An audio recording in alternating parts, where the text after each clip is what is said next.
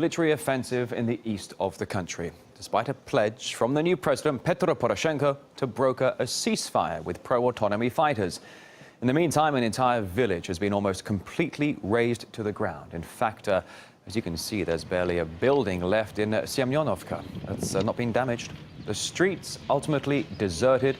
The village has been pounded by intense artillery fire, and the locals say that the army used multiple rocket launchers against them. But as Kiev steps up its operation, Self-Defense Forces are vowing to stand firm, as RT's Paul now reports from one of their training camps. We're with the anti-government fighters. We're on the way to a training camp here in the city of Lugansk. They're not telling us exactly where this camp is because of security reasons. Badman, how much time will it take us to get there? It's secret. It's secret. But we'll know when we get there. Batman was a former officer with the Ukrainian elite police before switching sides. Only a month ago, he commanded a team of just 12 men. Today, they number more than 100 and are growing by the day. All of them volunteers, each with a code name to hide his identity. How is the situation on the ground at the moment? People are very scared. The city's preparing for war. We're evacuating women and children from the city. Batman says the Ukrainian military's tactic is to attack from behind, so he's had his men sprawl out across the city. We're about to approach the camp, and Batman's asked us to switch off the camera.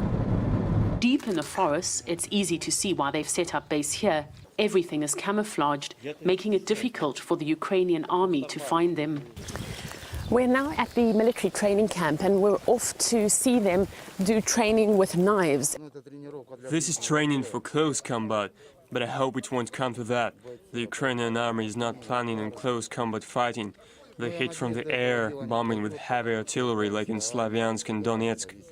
The guys here come from just about every background. You have former students, you have former businessmen, you have former drivers, and you also have ex-military and police. So you have people with a lot of military experience, but you also have some for whom this is the first time that they're picking up a knife or a gun.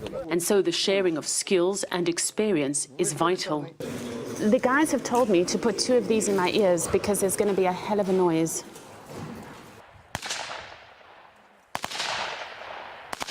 The automatic weapon training is the most important. Batman keeps tight control over his men. Many still have families inside Ukraine and worry constantly about them. It's not becoming a war, it's already a war. Most of the guys are citizens of Lugansk city. They're highly motivated. They're between the ages of 20 and 55. When I asked one of them whether there are enough people here to take on the Ukrainian military, his answer was, there's enough. But how many more need to die before the Kiev government itself declares enough is enough?